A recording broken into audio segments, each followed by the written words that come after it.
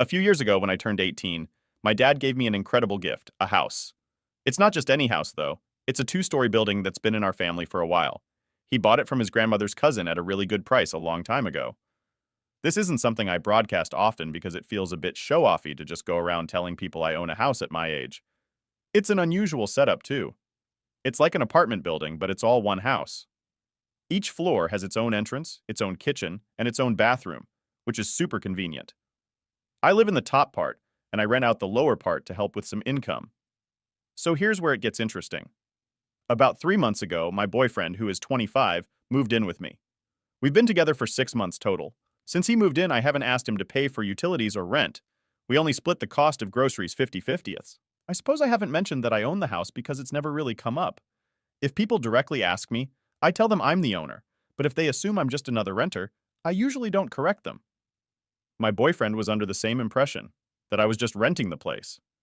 Everything was going smoothly until this past Tuesday, when a small incident blew everything wide open. The woman renting the lower floor came up to my door to let me know her freezer had stopped working. I went down to take a look with her, and we decided the best course of action would be for her to buy a new freezer, and then I'd reimburse her, since I'm responsible for the appliances as her landlord. My boyfriend overheard some of our conversation and later asked me about it. He was confused as to why I would pay for a new freezer for someone. That's when I had to explain that I actually owned the house, and as a landlord, it was my responsibility to ensure the appliances were in working order. He was completely taken aback and suddenly very upset. He couldn't believe I hadn't told him about owning the house. His reaction was intense. He started yelling, accusing me of deliberately keeping this information from him. He called me evil and went on a rant about how all landlords are just out to exploit people for money. He argued that landlords don't care about the welfare of their tenants and would rather see people homeless than reduce rents to more affordable levels. This really threw me because I've always tried to be a fair and responsible landlord. I charge $500 for rent, which covers a kitchen, a bath, and 4 other rooms, pretty reasonable for the space and the area. I believe I'm providing a decent place to live at a fair price. But my boyfriend didn't see it that way. He demanded that I give him 50% of the rent money I collect, claiming that if I didn't, it would prove I was as greedy as he thought. I was shocked. Not only did his demand seem unreasonable, but his entire view of me had shifted on the basis of this one aspect of my life he hadn't been aware of. Since that conversation, he hasn't spoken to me. I've tried reaching out to apologize for not telling him sooner about owning the house, though I never thought it was something I had to disclose right away, as it didn't affect our relationship directly. But no matter what I say, he's not responding. Now, I'm left wondering if I was really in the wrong for not bringing it up earlier. I didn't think owning the house was a secret or something I had to announce. It was just another part of my life, like any other. I'm really torn up about how this has turned out, and I'm not sure how to handle the situation or if there's a way to make things right with him. I'm struggling to understand if I was actually being deceptive, or if this is just a big misunderstanding that blew up way out of proportion. Thanks for letting me share this. It's a lot, and I just needed to get it off my chest and maybe see what you all think. Edit. Obligatory edit. To add that I certainly did not expect this to blow up the way it did. I've tried to read as much as I can. Thank you all for your advice and support. I've talked with him and I will update later tonight when I have time to process everything that went down and try to write it out as best as I can for the people who were worried about my safety. I called my dad, who was sitting outside in his car when I talked with my boyfriend, and I am safe as of right now, and hope it will continue that way. Thanks yet again to everyone. Edit to update posted. Sorry for the rushed update and weird writing. It is explained in my update as to why. Thanks yet again. Now for the update. It all started when my boyfriend, let's call him Mark, suddenly decided he wanted half of the rent money from the downstairs tenant in my house. Just to give you some context, when I turned 18, my dad gave me this 2-story house as a gift. It's been in the family for a while, and I rent out the bottom floor to help cover my expenses while I'm in school. I never really brought up owning the house with Mark because it didn't seem necessary. We'd only been together for 6 months, and he'd moved in about 3 months ago. We split groceries, but that was it on sharing expenses. So when Mark hit me with his demand for half the rental income, I was completely taken aback. I tried to explain that the rental income was essential for my financial stability while I'm still studying, and that the house and the arrangement predated him, but he wouldn't have any of it, and we ended up having a huge blowout. As if that wasn't enough drama for 1 week, just 2 days after our big fight, the tenant downstairs came knocking in a panic. There was a minor flood in her apartment because a pipe had burst overnight. I rushed to call a plumber who came out to handle it. But while I was dealing with this crisis, Mark was utterly disinterested, just lounging around and barely acknowledging the chaos. And then, as casually as if he was commenting on the weather, Mark mentioned he was thinking of quitting his job. His reasoning? He figured that with my rental income, we could easily afford our expenses. I was floored. It was clear he wasn't just upset but actually felt entitled to my income, which was a massive red flag. I had to set him straight right there, telling him that quitting his job and relying on my rental income wasn't an option. That's when he really lost it. He accused me of being selfish and uncaring, saying that if I loved him, I would support him financially. That moment made me see him in a completely different light. It was clear this relationship wasn't what I thought it was. After the plumber fixed the issue and left, I took a long, hard look at my situation and realized I needed to end things with Mark. I mean, I'm only 18. I wasn't ready to be anyone's sugar mama, especially under such manipulative pretenses. Breaking up was tough. Mark swung from pleading to anger to guilt tripping, but I managed to stay firm. But just when I thought that was the end of it, things escalated further. A few days after he moved out, I was stunned to find myself served with court papers. Mark was suing me for emotional distress and what he claimed was his rightful share of the rent money he believed he was owed for the time he lived with me. I was beyond shocked. Thankfully, my dad helped me find a lawyer who almost laughed when he saw the case details. It turns out, you really can't just sue someone for not giving you half of their income from a rental property you had nothing to do with. Who would have thought? Meanwhile, I was worried about how all this drama might affect my tenant, but thankfully, she's been super understanding. Her apartment is all fixed up now, and it looks like she's happy to stay put, which is a huge relief. I didn't want my personal drama to impact her negatively. From this whole ordeal, I've learned a ton about setting boundaries and being more cautious about how I mix my personal and financial life. I'm definitely going to take things slower in future relationships and be more upfront about my situation to avoid any more surprises.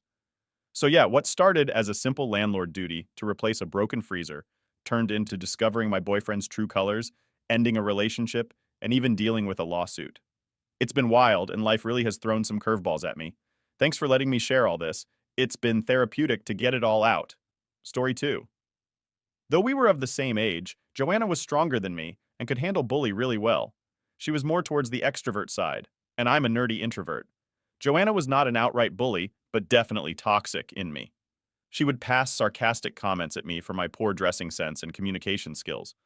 Our parents tried to enforce a civil relationship between us, if not friendship, no matter how much they tried. We just couldn't bond. She would try to boss around and I would push back. The situation was neutralized only after I moved out, which was quite early. I moved out when I was 15. After that, we only met twice a year when I went home during breaks. She moved out when she was 20, and after that we met only twice in the last 5 years. Similar to our nature, we chose our professions. I'm a lab technician at a research institute and she's a flight attendant. All this doesn't matter. The fact that she is gorgeous and better groomed than me is all that matters to men. Nick, 27, him and I have been seeing each other for 3 years. Last fall, Nick went down on his knees and asked me to marry him. I screamed yes, because why not? I loved him so dearly. He was the most precious thing in my life. This spring, we planned our wedding. When it comes to planning an event, I'm not so good at it.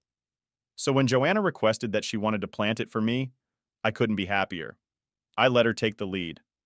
I am sure something would have happened during the planning that sparked their relationship because they had not met before.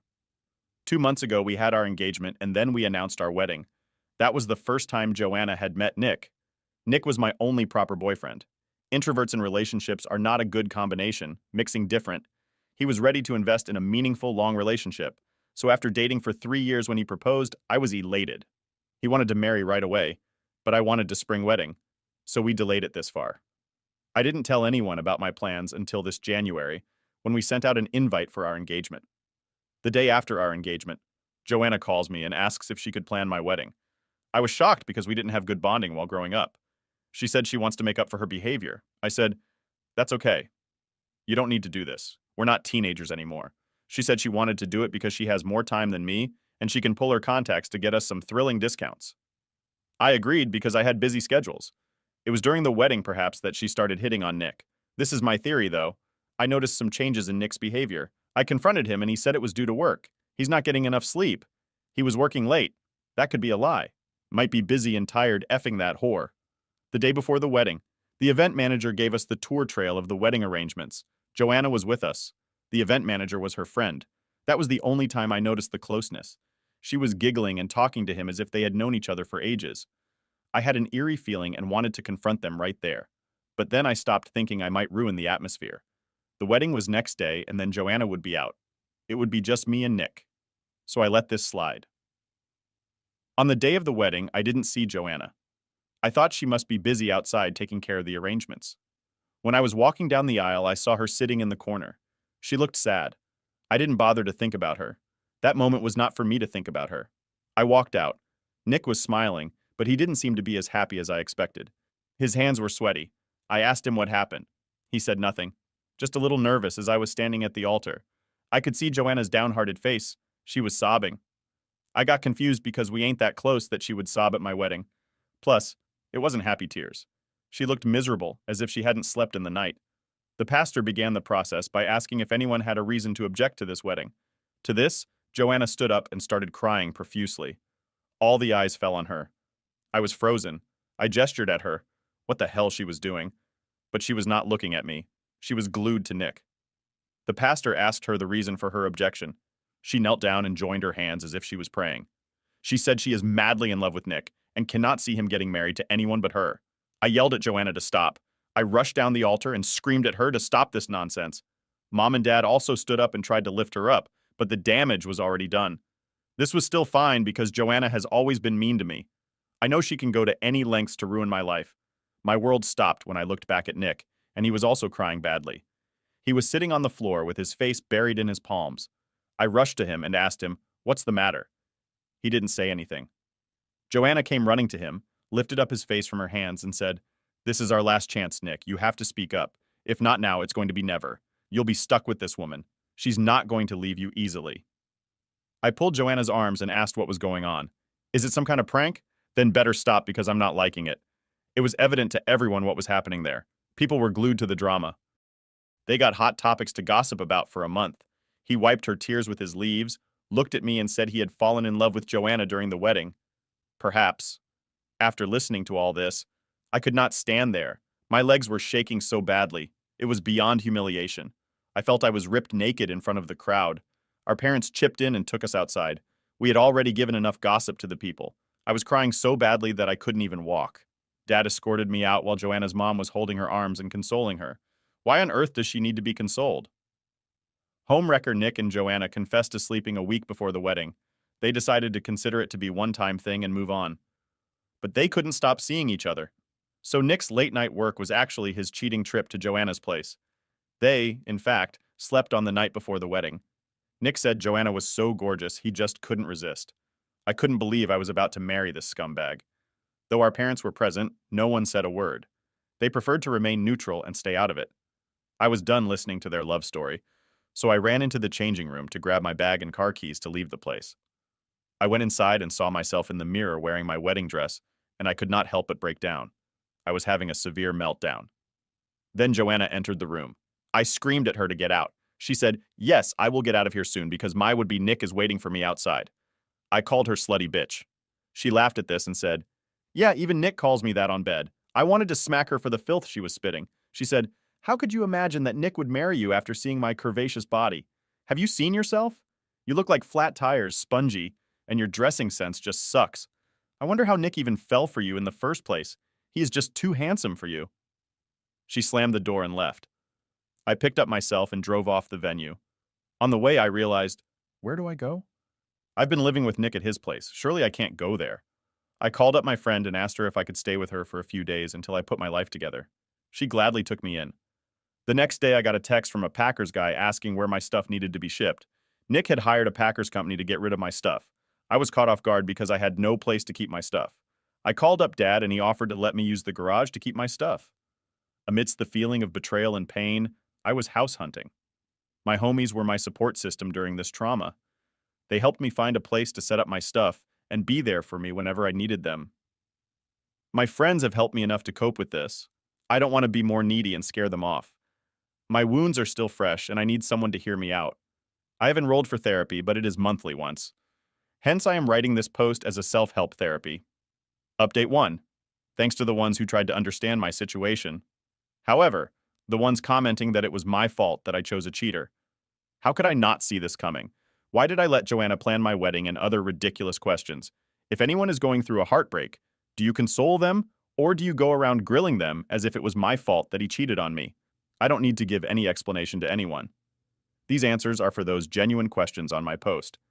People asked how I got so close to Joanna that I invited her to the engagement and let her plan my wedding. Joanna and I got into talking terms after I moved out of the house. I was not so keen on inviting Joanna to my engagement, but my dad wanted it to be a full family affair. Joanna was also not so interested in attending my engagement, but Dad said this was the first event in the family, so everyone had to be present. When it comes to planning the wedding, I've covered that bit in the initial post. I didn't have time, and she had some contacts in the event management space, and everyone who was saying, how could I not know my fiancé was a cheater? So to them, if everyone could really predict if their partners are cheaters or not, there wouldn't be any divorce in the world. Negative people are all around the world. Phew. But you know what? I don't care, because you reap what you sow. Coming to the updates. Joanna and Nick got married last week at the same venue. Look at her audacity. She emailed me the invitation card. It was not an invite, but a way to show that she got it. I ignored and blocked her. I showed it to Dad. He was the one advocating, "We are a family, though." I was pretending to be strong. I was tearing up from inside. My friends came over with drinks and tacos to cheer me up. I got badly wasted that night to ease my pain. My friends suggested that I plan revenge on Joanna. They came up with some stupid and funny ones to lighten my mood. One of my friends was smoking up, and an idea clicked in my mind. Joanna is a smoker. Not cigarettes, but weed. I know what you guys are thinking. Who cares? Well, I don't, but her employer does. She's a flight attendant, and she's not allowed to have any of those substances. It puts passengers' life at risk. Apparently, they are lifesavers. Joanna and lifesaver? My ass. My friend and I wondered how she was not getting caught because the airlines run regular tests on their employees. One of my friends suggested that we tip off her employer and let them figure it out. I'm not sure if it was going to work, but I decided to give it a shot. I had to do something to pull my revenge. I sent an anonymous mail to the airlines with Joanna's details, and she has been smoking up during work hours. I got a reply that someone would reach out to me to get further details. The next day I got a call, and they asked for detailed information. I made it up and said I cannot disclose my identity. But a few days back when I was flying with her airlines, I found Joanna. High on something in her eyes were red. I asked them to conduct their own investigation before sacking her. They thanked me and hung up. I have very low hopes that it would turn out in my favor because I didn't reveal my identity. They might consider this to be a hoax call. I don't know. Update 2. Hey there, folks. I know it's been 2 years since I wanted to detach myself from my past, so I ignored updating here too. And eventually I forgot about this. I was getting a lot of messages from people asking what happened after the complaint with the airlines. So here's all the updates you need. After complaining about Joanna to her employer, I had a mixed feeling that I shouldn't have ripped off her livelihood. I mean, it takes 2 people to cheat. It was next fall too. Eventually I started moving on, thinking that I got rid of a cheater better before the wedding than later. I took a transfer to a different city to start a new life. Almost 2 years later, which was last month, I got a call from Dad. He wanted to meet me. I didn't want to, but he said he was in town, so I agreed. He said he needed my help with Joanna. Like what? He told me that Joanna had lost her job because someone tipped off her employer that she was smoking up during work hours. They did a random test and she was caught. Upon being grilled, she confessed that she had been fooling the authorities for many years.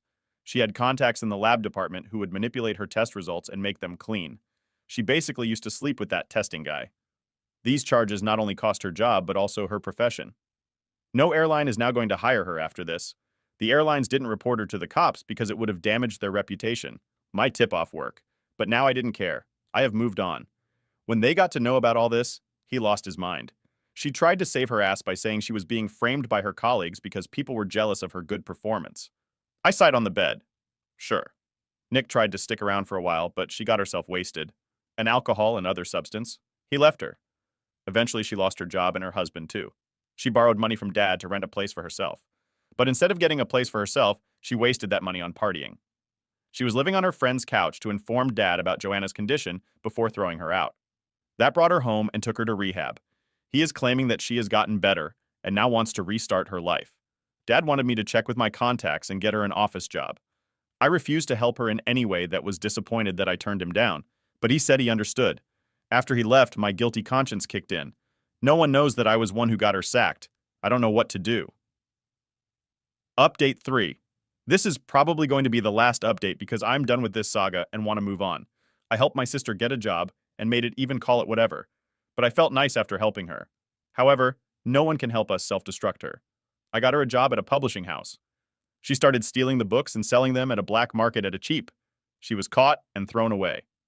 My friend was about to report her, but I talked her out of there saying that it would bring down the reputation of the publication house that has given up on Joanna and kicked her out of the house. Now she's on her own. God knows what she is doing with her life. This Christmas, I went back to my hometown to meet my friends. I visited home, but only for an hour during the Mass. I bumped into Nick. He was right beside me. The hallway was so crowded that we were forced to walk together. He said hello to me, and we got into a conversation. I tried to be mature and spoke to him politely while leaving the church. He approached again and asked me for a few minutes. We went aside and he said sorry. He said sleeping with Joanna was the worst mistake. And then to rectify one, he committed another by marrying her. She was guilt-tripping him that he used her physically, so he thought he should do the right thing and marry her. I said, "It's fine. I've moved on." He asked me if I was okay to accompany him to an art gallery the next day.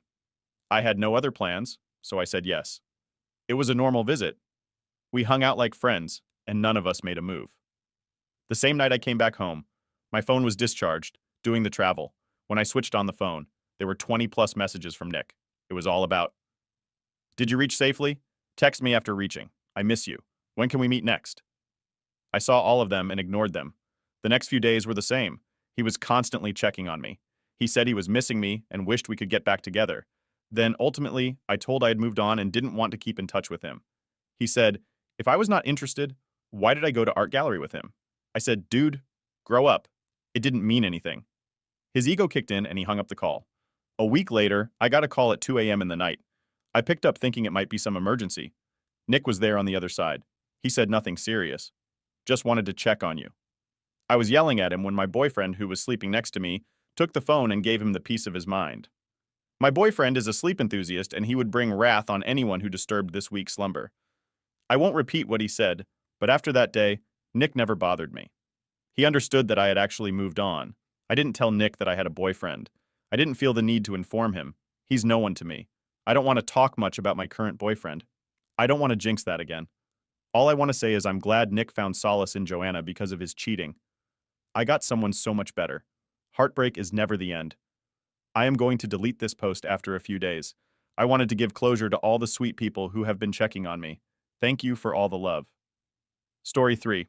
I was chilling out with my 16-year-old daughter last night, just having a cozy movie night. I decided to pour myself a glass of wine to relax and enjoy the film. Out of the blue, my daughter asks if she can try some. Now, usually I'm pretty strict about not letting my kids have any alcohol, but in that moment, it just seemed like a small, harmless thing, so I figured why not, and poured her a little glass too. I made sure to tell her that this was a special exception, not something that's going to happen regularly. Well, no sooner had I done that, my husband walks into the living room and sees her with the wine. And oh boy, he was not happy, not one bit. He totally lost his cool, raising his voice and going off about how I shouldn't have let her have any alcohol, especially since she's underage. He was really worried that even a little taste could lead to bad habits down the road. I felt awful right away, seeing how upset he was. I apologized to him, explaining that it was just this once and that I didn't think it was a big deal at the time, but that didn't really calm things down. He's still really mad at me, and I'm worried that he's lost some trust in me because of this. Now I'm stuck feeling guilty and confused. I thought I was just being a bit lenient for once, making an exception for a special mother-daughter moment. But the way my husband reacted, it makes me wonder if I messed up big time. Has anyone else been in a situation like this? How did you handle it? Any advice on how to smooth things over with my husband, or how to make sure something like this doesn't cause such a big rift in the future? I'd really appreciate your thoughts because this is just eating me up inside. Am I the idiot? Now for the update. So the hubby and I were definitely on thin ice after the whole wine incident with our daughter. Things were frosty, to say the least. But last Tuesday, it took a turn for the absurdly dramatic. My daughter, bless her heart, tried to play peacemaker by making dinner for everyone. She's got a flair for the dramatic herself, so she set up this whole peace treaty-themed meal. She even made non-alcoholic cocktails trying to lighten the mood. And so she got the message about responsible drinking. Well, the universe must have been laughing at us because halfway through the meal, there was a knock at the door. Turns out it was a police officer. My heart nearly stopped, I thought. Has something happened to someone we know? But no, it was about us. Our nosy neighborhood seen the one incident through the window and called the cops claiming child endangerment. I mean, talk about out of proportion.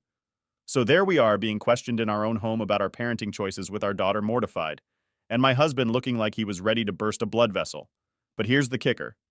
As the officer is talking to us, he gets a call on his radio about a real emergency and has to leave abruptly, telling us sternly to handle your family matters more privately in the future. The whole debacle seemed to snap something back into place for my husband. After the officer left, he just broke down apologizing for overreacting and for the Cold War that followed. He even admitted he might have been subconsciously looking for an ally in our daughter during our argument, which wasn't fair to anyone. My daughter, meanwhile, had gone from being caught in the crossfire to mediating a truce and was now utterly confused whether she should laugh or comfort her father. We ended up choosing laughter. We've been working on communicating better since then. We even had a family meeting where my daughter set some ground rules for us. Can you believe that? We talked about trust, responsibility, and how to handle disagreements without the neighborhood watch getting involved. And guess what else? My husband surprised us with a family trip. He says it was planned before the wine incident, but I think he's trying to make up for the tension. We're going camping next weekend. No alcohol, no neighbors. Just us in the great outdoors. It's either going to be a disaster or the best bonding experience ever. I know this sounds like a plot twist from a soap opera, but honestly, it's just life being its unpredictable self.